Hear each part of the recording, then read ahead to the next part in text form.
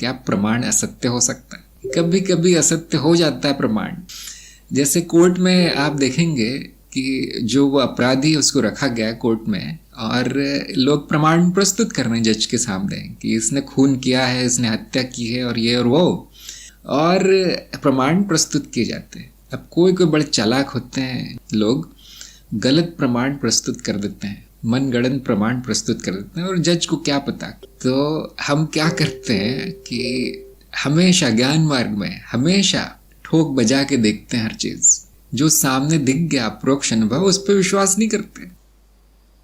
किसी ने बोल दिया विश्वास नहीं करते, कहीं किसी किताब में लिखा है विश्वास नहीं करते, और यहां तक कि खुद के अनुभव पर भी विश्वास नहीं करते, गुरु पर भी विश्वास नहीं करते। हम इस तरह से हम चलते हैं। प्रमाण उस चीज का हो सकता है कि ये नहीं है, नकारात्मक हो सकता है। देखिए, नकारात्मक प्रमाण मिल सकता है कि ऐसा कभी देखा नहीं गया। हाँ, अनुभव करता अनंत है, लेकिन प्रमाण नहीं मिलेगा।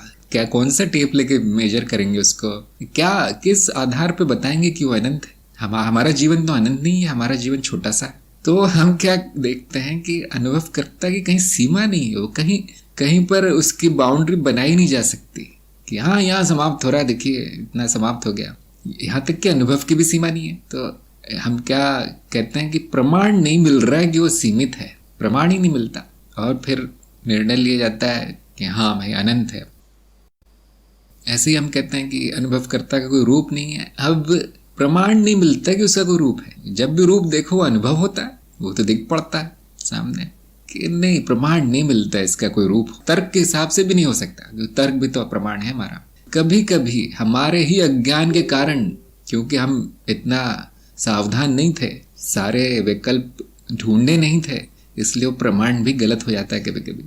तो यहाँ पर गुरु आता है। अगर आप स्वयं सीखना चाहे ज्ञान मार्ग में, बहुत अच्छी बात है, लेकिन उसमें खतरा क्या है कि आप नए नए हैं तो प्रमाण गलत ढूंढ लेंगे, कहीं और जाके प्रमाण ढूंढ लेंगे। अब बुद्धि बड़ी विचित्र होती है हमारी। गुरु का काम क्या है कि शिष्य ने जो प्रमाण ढूंढने हैं उसमें गलतियां निकालना, ये गुरु का काम है। देखिए मैं 20 साल से ये कर रहा हूँ, आप 2 महीने से कर रहे हैं, जरा ये देखिए मैंने जो प्रमाण ढूंढा है वो आप उपयोग करने का प्रयास कीजिए। जैसे रेगिस्तान और पानी, दिखता है पानी और हम अब उसको मान सकते हैं, हाँ प्रमाण है, अप्रोक्ष अनुभव है, मेरी आंखें झूठ बोलेगी क्या मुझसे? नहीं, लेकिन जाते हैं वहां तो कुछ नहीं है वहां। तो ये एक अनुभव के ऊपर दूसरा अनुभव हुआ, तो क्या सिद्ध हुआ इससे कि जो मुझे पानी दिखा था वो नहीं था, वो प्रमाण असत्य था। तो बहुत लोग क्या करते हैं, जो नए नए आते हैं, प्रमाण और सत्य में भेद नहीं कर पाते। वो कहते हैं कि प्रमाण ही सत्य है। नहीं, ऐसा नहीं है। जितना अनुभव होता जाएगा उतना प्रमाण मिलता जाएगा, ये ध्यान रखिए, और वो हमेशा नकारात्मक होगा। पिछले प्रमाण को अगर वो गलत सिद्ध करता है तो नया प्रमाण मानना पड़ता है।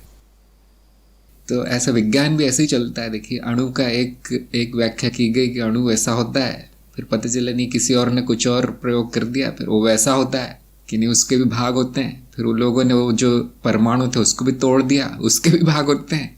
इस तरह से वो विज्ञान की प्रगति होती है, और ऐसे ही ज्ञान मार्ग पे भी प्रगति होती है।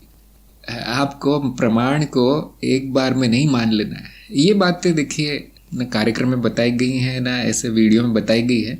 उनका जो दायरा है बड़ा सीमित है, आपको थोड़ा सा बताने का प्रयास किया गया वहाँ। लेकिन अंत में मैं कहता हूँ कि आपका अनुभव ही सब कुछ है। सब जगह यही कहता हूँ मैं, चाहे वो प्रमाण की बात हो, चाहे सत्य की बात हो, चाहे गुरुजनों की बात हो, आपका अनुभव ही सब कुछ है। अनुभवों पर सब कुछ टिका है। अब ऐसे कैसे होगा, सारे अनुभव तो असत्य है, कैसे टिका है? अनुभव के अलावा कुछ भी नहीं है ज्ञान लेने के लिए, और कहाँ से ज्ञान आएगा? तो अनुभव ही है, लेकिन बुद्धि को उसमें मिला देते हैं हम। अनुभव पर बुद्धि का प्रयोग करते हैं और ये जानने का प्रयास करते हैं कि क्या गलत अनुभव हो रहे हैं। बुद्धि ये जान सकती है आराम से कि हाँ मिथ्या है, मिथ्या है, मिथ्या है, लेकिन फिर बचा क्या, ये जान सकती है। और आप देख सकते हैं कि केवल अज्ञान का नाश होगा ऐसा करने से, कुछ मिलेगा नहीं आपको, क्योंकि अस्तित्व तो अपने आप में अज्ञात है, अज्ञेय है, नहीं मिलता कुछ उसमें। जो हमारी धारणाएं, मान्यताएं, कुछ भी जो भी कचरा पड़ गया है बुद्धि पे, वही साफ होता रहता है। एक के बाद एक जब अनुभव होते हैं, एक गुरु जब एक के बाद एक दिखाता है कि देखो ये भी असत्य था, वो भी असत्य था, ऐसा भी था, वैसा भी था, ये तो सापेक्ष सत्य है, ये तो विसत्य है, ये तो व्यवहारिक है, इस तरह से ये तो मत है लोगों का, और ये तो व्यक्तिनिष्ठ है, यही सब गुरु बताएगा आपको।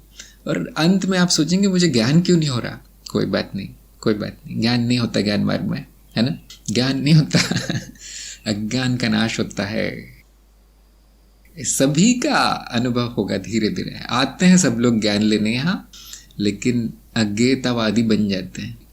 मैं नहीं जानता, लेकिन मैं पूरी तरह जानता हूँ कि क्या सही नहीं है। मेरे सामने कुछ भी रख दिया जाए, अगर वो गलत होगा बिल्कुल उस पर गलत का ठप्पा मार दिया जाएगा। फिर आप पूछेंगे फिर सही क्या है गुरुजी, जाओ ढूंढो, अनुभव लो